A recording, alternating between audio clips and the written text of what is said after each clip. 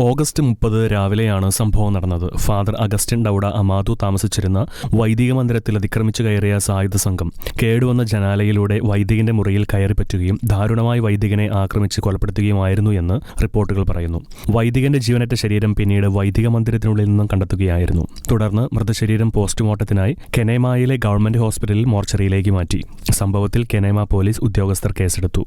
ആക്രമണ കാരണം എന്തെന്നോ ആക്രമണകാരികൾ ആരെന്നോ വ്യക്തമാകാത്തതിനാൽ അധികാരികൾ പലരെയും, പ്രത്യേകിച്ച് ദേവാലയത്തിൽ ദ്വീപിലേക്ക് എത്തിച്ചേർന്നവരെയും ചോദ്യം ചെയ്തു വരുന്നുണ്ട്. മാത്രമല്ല, കുറ്റവാളികൾക്കായി ശ്രമങ്ങൾ ഊർജിതമാക്കുമ്പോൾ പൊതുസമൂഹത്തിൽ നിന്നും പ്രതികൾക്കെതിരായുള്ള തെളിവുമായി ആരെങ്കിലും വന്നെത്തുമെന്നാണ് അധികൃതർ കരുതുന്നത്. സമൂഹത്തിൽ പരക്കെ അറിയപ്പെടുന്ന ബഹുമാന്യനായ ഫാദർ അഗസ്റ്റിൻ അമാദുവിന്റെ വേർപാടിൽ കെനേമ നിവാസികൾ ദുഃഖിതരാണ്. അതേസമയം ഈ കൊലപാതകം വെറും മോഷണ ശ്രമമല്ലെന്നും വൈദികനെ കൊലപ്പെടുത്തുവാനുള്ള ഗൂഢാലോചനയുടെ ഭാഗമാണെന്നും അഭിപ്രായമുണ്ടെങ്കിലും തെളിവുകളുടെ അസാന്നിധ്യത്തിൽ ഉദ്യോഗസ്ഥർ ഈ വാദങ്ങളെ പിന്തുണയ്ക്കുന്നില്ല. ഒരു വെസ്റ്റ് ആഫ്രിക്കൻ രാജ്യമായ സിയറ ലിയോണിൽ പൊതുവെ മതപരമായ ആക്രമണങ്ങൾ കുറവാണെങ്കിലും ഈയിടെയായി ചെറിയ തോതിൽ ക്രൈസ്തവ വിരോധം വർദ്ധിക്കുന്നുണ്ട് എന്ന് കണക്കുകൾ ചൂണ്ടിക്കാണിക്കുന്നുണ്ട്.